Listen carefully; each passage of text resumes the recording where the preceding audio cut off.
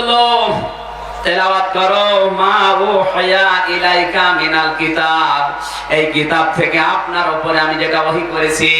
তাহলে পৃথিবীতে সর্বপ্রথম পড়া লাগবে, তেলাওয়াত করা লাগবে আরো জোরে। দুনিয়ার প্রথম শব্দ কিন্তু সামিয়া না ইকরা। সামিয়া, সামিয়া মানে শোনা, সামিয়া মানে কি? ইকরা মানে? এই জবাব দেন, সামিয়া মানে? ইকরা মানে? সামিয়া মানে? ইকরা মানে? সামিয়া না দিয়ে ইকরা দিলেন কেন? আজ এখানে যারা বসে আছে চেয়ারম্যান সহ অধিকাংশ আমরা কিন্তু শুনে মুসলমান, পড়ি না। শুনে শুনে মুসলমান এই কারণে যে সে আমাদেরকে ধোঁকা দিয়ে বোকা বানায়। আমরা যদি পড়ে মুসলমান হতাম অন্তত এই দেশে শিরিক বেদাত থাকতো না। মানে যখন উদ্যোগ নিয়েছে কোরআনে কারীম শেখার জন্য, পড়ার জন্য, ধন্যবাদ জানাচ্ছি। বাংলাদেশে এরকম মন মানসিকতা ওয়ালা চেয়ারম্যান আল্লাহ যেন দান করেন, জোরে বলেন আমিন। তেলাওয়াত করার আহ্বান জানালেন কে? আরো জোরে। তেলাওয়াত করার কথা বলার পরে আল্লাহ দিয়েছেন আকিমিস সালাত, নামাজ কায়েম করো। তাহলে নামাজ পড়ার আগে আপনাকে কোরআন শেখা লাগবে। এখানে অনেক মানুষ 30 বছর নামাজ পড়ে অথচ কোরআনে কারীম আজও শুদ্ধ করে পড়তে পারে না। না, আপনার হবে না। কোরআন পড়তে হবে শুদ্ধ করে। কি করে? এই জন্যই তো এই মাদ্রাসা এরা বানিয়েছে, না লোক দেখানোর জন্য? আপনি আর যাই করেন অন্তত এখান থেকে শুদ্ধ করে কোরআনে কারীমটা শেখেন এবং মাতৃভাষায় একবার হলেও পড়া কোরআনটা শেষ করেন। আমার যতটুকু ধারণা এই যে এই কোরআন যেটা সেটা না, যুগের জ্ঞানের আলোকে বাস্তবতার নিরিখে যে কোরআন, এই যে যুগের জ্ঞানের আলোকে বাস্তবতার নিরিখে সভ্যতার বিকাশ যত হবে, এটার সংস্কার হবে। আধুনিক কিছু বিজ্ঞান ভিত্তিক মৌলিক কিছু শব্দ এখানে দেওয়া আছে। যত আপনি কোরআনে কারীম নিজের ভাষায় মাতৃভাষায় পড়বেন বুঝবেন, আপনাকে পিটিয়েও মানুষ শিরিক আর বেদাত করাতে পারবে না। এখানে হাজার অনেক আলেম শিক্ষিত মানুষ বসে আছে, পড়া কোরআনটা মাতৃভাষায় একবার আজও শেষ করেন। কথা বলেন কেন? আহ্বান জানাচ্ছি আজকের এই দিন থেকে আগামী বছরের এই দিন পর্যন্ত আসতে অন্তত কোরআনটা যেন মাতৃভাষায় একবার হলো আপনি শেষ করতে পারেন। দেখবেন অনেক কিছু না জানা আপনার জানা হয়ে যাবে। নামাজ পড়ার আগে কোরআন শুদ্ধ করে পড়তে বললেন। নামাজ কায়েম করার জন্য আল্লাহ আদেশ দিলেন। নামাজ যদি কায়েম হয়ে যায়, বাস্তবে আমার আল্লাহ গ্যারান্টি দিয়েছেন ইন্নাস সালাতা তানহা আনিল ফাহশাই ওয়াল মুনকার, অবশ্যই নামাজটাকে অন্যায় অশ্লীল কাজ থেকে বাঁচিয়ে রাখবে। এই গ্যারান্টি কার? নামাজটাকে অন্যায় কাজ থেকে বিরত রাখবে। নামাজ পড়লে না কায়েম করলে? না, পড়ার কায়েম এক জিনিস না। আমাদের কুষ্টিয়ায় মেডিকেল কলেজ হচ্ছে, কায়েম মানে দাঁড় করানো, প্রতিষ্ঠা করা। কায়েম মানে সরকারের একটা উদ্দেশ্য কি? কুষ্টিয়া জেলায় যে মেডিকেল কলেজ স্থাপন হচ্ছে, প্রতিষ্ঠা হচ্ছে, বাংলাদেশের বিভিন্ন জেলার ছেলেমেয়েরা সেখানে যাবে। এই যে বড় বড় বিল্ডিং গুলো হচ্ছে, গবেষণাগার হচ্ছে নাকি? এখানে যারা হোস্টেল বানাচ্ছে এসে থাকবে, খাবে, পায়খানা করবে, শেষ না। এখানে যা পাবে, যা শিখবে ক্লাসে, গবেষণাগারে, এইটা দিয়ে বাংলার বিভিন্ন জেলাতে ওরা প্রয়োগ করবে। এইটা সরকারের উদ্দেশ্য। আমাদের দেশে কিন্তু আমরা নামাজ কায়েমের যে উদ্দেশ্য, যে অর্থ, এটা হারিয়ে ফেলেছি। আমাদের দেশে এখন নামাজ পড়া আছে, কায়েম নেই।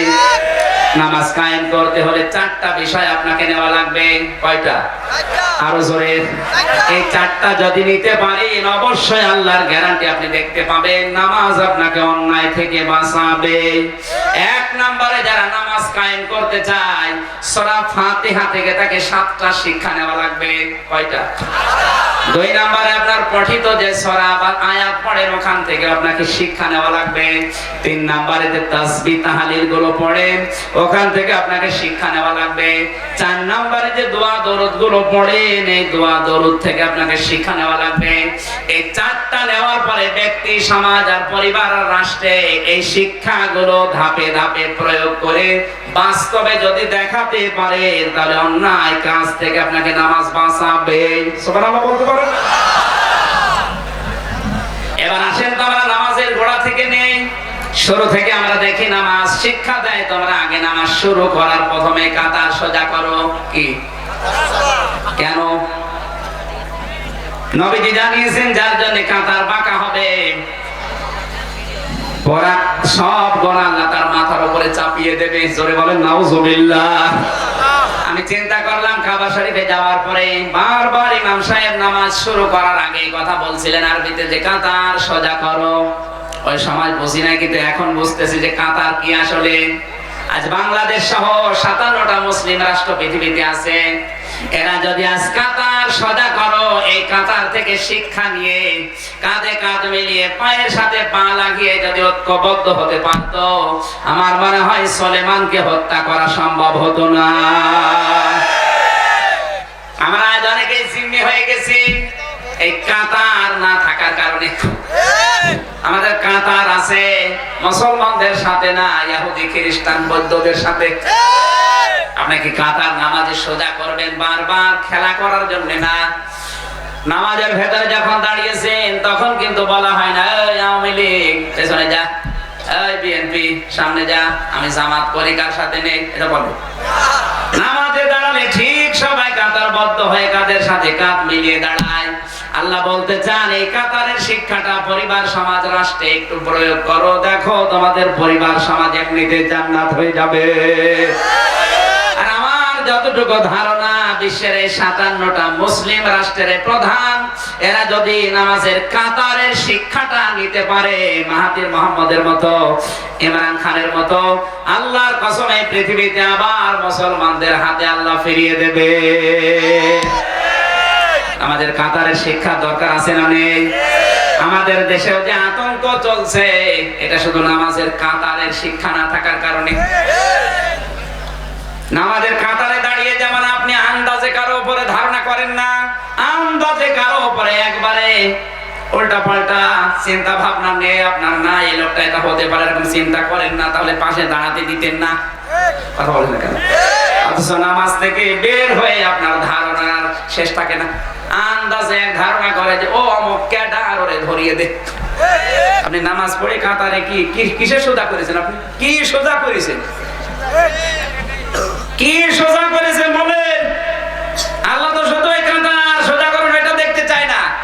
এখানে যেমন কাতারে দাঁড়িয়ে আপনার মনের মিল হয়ে গেল, এ আর যাই হোক আমার মুসলিম ভাই, এইটা যেন আপনার পরিবার সমাজ রাষ্ট্রে আপনি প্রয়োগ করতে পারেন, এই জন্য বারবার বলা হচ্ছে কাতার সোজা করো। সুবহানাল্লাহ বলতে পারেন না?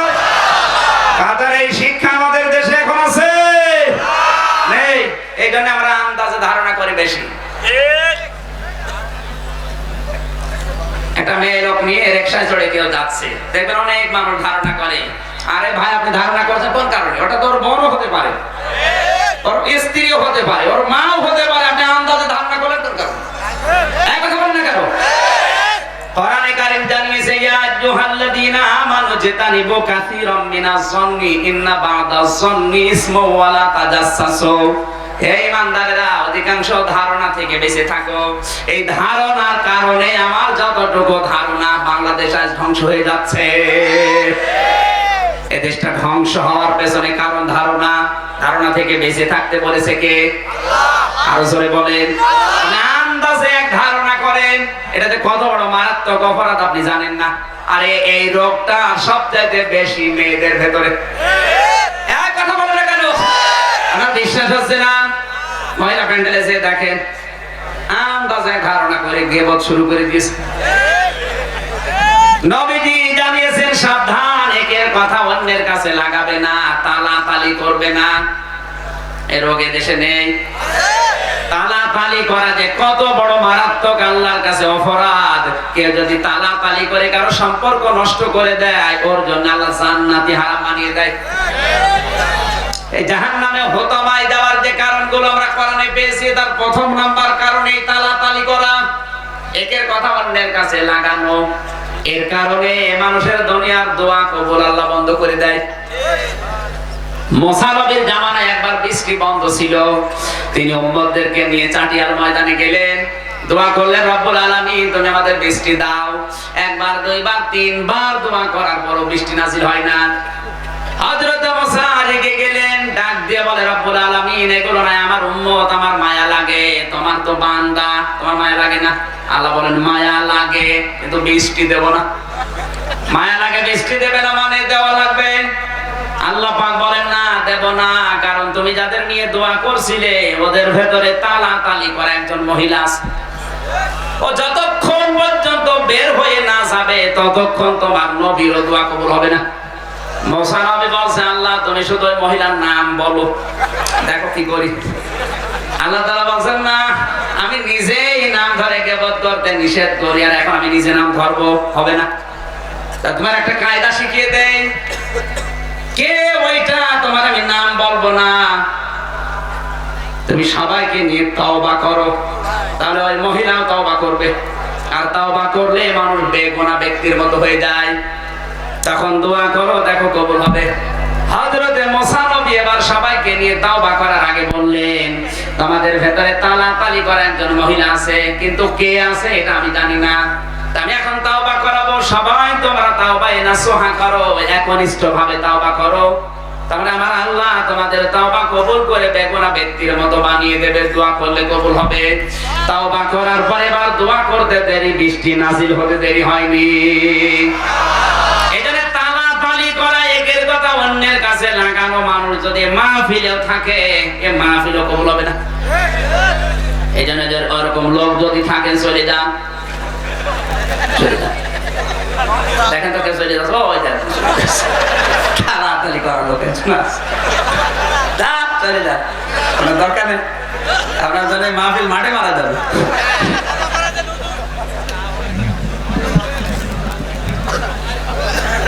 নামাজের এক একটা বিষয় থেকে আল্লাহ যেটা দিতে চায় আপনি একেবারে শুরু থেকে যদি চিন্তা করে শেষ পর্যন্ত যান, লক্ষ লক্ষ কথা শুধু আকিমিস সালাতের ভেতরে আছে। তাফসীর করতে গেলে এজন্য সময় লাগে। এখন তাহাজ্জুদের সময় পার হয়ে যাচ্ছে। আমার মনে হয় এখন শরীরের যে কন্ডিশন আর কথা বলা ঠিক হবে না, হয় না এভাবে। আমার যে রাতে 9টার সময় তোলার কথা তুলতে তুলতে 10টা 11টা বাজিয়ে ফেলে। মাদ্রাসার মাহফিলগুলো আমি নিতে চাই না, কারণ আমার তো শরীর বেঁচে থাকা লাগবে না। কালকে মাহফিল কোথায়, অনেক দূরে, নওগাঁ, আবার পরশুদিন খুলনা। এভাবে জার্নিতে হয় না। আমি মাপ চাই, 12টার পরে কথা বলি না, তারপর আধা ঘন্টা বেশি করে ফেলেছি। আগামী থেকে কোনো জায়গায় নিয়ে আসলে হাত পা চেপে ধরে বলছি 9টায় তুলে দেবেন, তাফসীর করতে সময় লাগে। আমি আজকের মতো মাপ চেয়ে শেষ করছি। আল্লাহুম্মা আমিন। ربنا آتنا في الدنيا حسنة وفي الآخرة حسنة وقنا عذاب النار وادخلنا الجنة مع الأبرار يا عزيز يا غفار يا رب العالمين। মোনাজাত যারা করবেন বসে করেন, মোনাজাতটা বসে করে যান ভাই, আল্লাহর কাছে মোনাজাত হচ্ছে।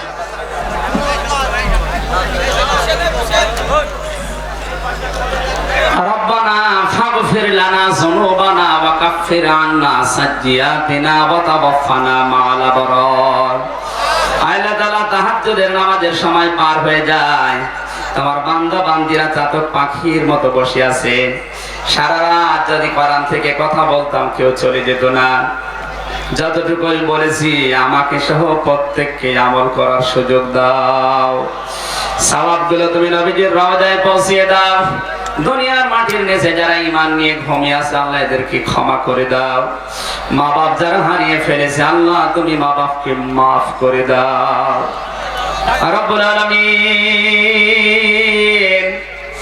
সারাটা জীবনের অপরাধ যদি আমাদের শরীরে লেগে থাকতো, মানুষ আমাদেরকে কুকুরের মতো ঘৃণা করতো। গুনাহগুলো যেভাবে গোপন করে দিয়েছো আল্লাহ, কিয়ামতে তোমার সাত্তার নামের ওসিলায় আমাদের এই গুনাহগুলো এভাবে গোপন করে রেখো। পৃথিবী না জানো আমি তো জানি, আমি কি পাপ করেছি হায়।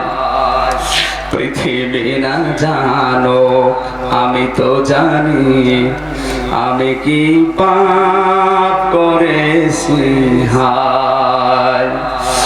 আমার পাপের করলে বিচার, বাঁচার আমার নাই উপায়।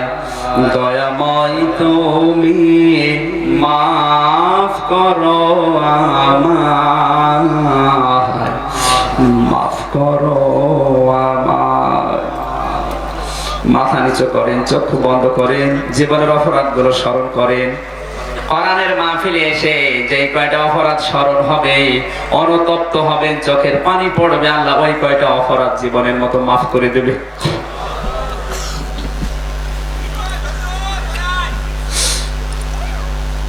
রব্বুল আলামিন সারাটা জীবনের অপরাধ মাথার উপরে নিয়ে অনেকে অনেক গুণ আমরা স্মরণ করেছি। যার জীবনে যে অপরাধ স্মরণ হয়ে অনুতপ্ত হচ্ছে, আল্লাহ তুমি এই মুহূর্তে ওই গুণটা মাফ করে দাও, এই জায়গাটা তুমি নেকি দিয়ে পরিবর্তন করে দাও। এই মাহফিলে এসে যদি সওয়াব তুমি দিয়ে থাকো, প্রথমে আমাদের নবীজির রওজায় পৌঁছিয়ে দাও। দুনিয়ার মাটির নিচে যারা ঈমান নিয়ে ঘুমিয়ে গেছে এদেরকে ক্ষমা করো। মা বাপ যারা হারিয়ে ফেলেছে, আল্লাহ মা বাপকে মাফ করে দাও। কত মানুষ তার মার বাবার জন্য হাত তুলে আমিন আমিন করছে। আল্লাহ তোমার হাবিব জানিয়েছে সন্তানের দোয়া আল্লাহ ফেরত দেয় না। যে যার মার বাবার জন্য আমিন আমিন করে, তাহাজ্জুদের সময় মা বাবাকে তুমি মাফ করে জান্নাত দিয়ে দাও। মা বাবা যাদের বেঁচে আছে ভালো রাখো, সুস্থ রাখো, হায়াতের দাঁড়িয়ে বাঁধাও, সিহাতে করলিয়া দাও। রব্বুল আলামিন তোমার এক বান্দা আজকে দোয়া চেয়েছে তার স্বামীর জন্য, মরহুম মকবুল হোসেন, তোমার ওই বান্দাকে কবরে মাফ করে দাও। আজকের মাহফিলের সম্মানিত সভাপতি আল্লাহ তাআলা শ্রদ্ধাভাজন বড় ভাই আলী আহমেদ হাসানুজ্জামান মানিক, তার মা বাবাকে ক্ষমা করে দাও। যে দায়িত্ব তার মাথার উপরে দিয়েছে সঠিকভাবে সুচারুরূপে ইবাদতের নিয়তে পালন করার তৌফিক দাও। স্ত্রী সন্তান আদি যেগুলো দিয়েছো আল্লাহ এগুলো সহি সালামতে রাখো, কোরআনের উপরে টিকে থাকার তৌফিক দাও। আমাদের প্রধান অতিথি আজকের মাহফিলের আলহাজ মুজিবুর রহমান বিশ্বাসকে কবুল করো। সহসভাপতি সহ যত অতিথি এসেছে আল্লাহ অতিথিদেরকে তুমি সম্মান দিয়েছো দুনিয়ায়, ইন্তেকালের পর এদের সম্মানগুলো ঠিক রাখো। চুয়াডাঙ্গা জেলার প্রশাসন এখানে এসেছে আমাদেরকে সহি সালামতে পাহারা দেওয়ার জন্য, সুচারুরূপে সুশৃঙ্খলার সহিত মাহফিল শেষ করার জন্য। নিজেদের বাবা মা আত্মীয় স্বজন স্ত্রী পুত্র ছেড়ে দিয়ে যারা দেশ এবং দেশের দায়িত্ব পালন করে, আল্লাহ তুমি প্রশাসনের দায়িত্ব ইবাদত হিসাবে কবুল করে নাও। চুয়াডাঙ্গা জেলার ডিসি, এসপি, টিএনও, সম্মানিত ওসি সহ যত পুলিশ সদস্য ভাইরা এসেছে এদের উপরে তোমার খাস রহমত নাজিল করো। রোগ শোক থেকে বিপদ আপদ থেকে এদেরকে বাঁচাও। মা বোনেরা পর্দার আড়ালে বসে আছে, খাদিজার মতো, আয়েশার মতো, ফাতেমার মতো বানিয়ে দাও। আমার মা বাবাকে মাফ করে দাও, আমার শ্বশুর শাশুড়িকে ক্ষমা করে দাও। আল্লাহ তাআলা আমার সহধর্মিনী আমার স্ত্রী মেহেরবানি করে তাকে সুস্থ রাখো, ভালো রাখো। আর ছোট্ট মেয়ে জান্নাতুল মাওয়া আল্লাহ তুমি ফাতেমাতুজ জাহরার মতো বানিয়ে দাও। মাওলানা হোসেন আজকে কথা বলেছে তার বাবা হারিয়েছে, বাবাকে ক্ষমা করে দাও। ডক্টর আব্দুর রহমান, রুহুল আমিন ভাই সহ এই মাহফিলের সম্মানিত হাফেজ সাহেব, যত মানুষ এখানে দূর দূরান্ত থেকে এসেছি, আজকে একজন নিষ্পাপ মানুষ আমাদের মাঝে বসে আছে, মোহাম্মদ সাইমন হোসেন। আল্লাহ তাআলা খ্রিস্ট ধর্ম থেকে আজকে মুসলিম হয়েছে, তুমি তাকে অমরের মতো বানিয়ে দাও। অন্তত এই নিষ্পাপ মানুষের হাতের ওসিলায় আজকে আমাদের সবার দোয়া কবুল করে নাও। আমিন আমিন আমিন। যারা অসুস্থ আছে আমাদেরকে শেফায়ে কামেলা আজরা দান করো। আর যখনই মরণ আসবে সঙ্গে সঙ্গে যেন পড়ি লা ইলাহা ইল্লাল্লাহু মুহাম্মাদুর রাসূলুল্লাহ। আসসালামু আলাইকুম।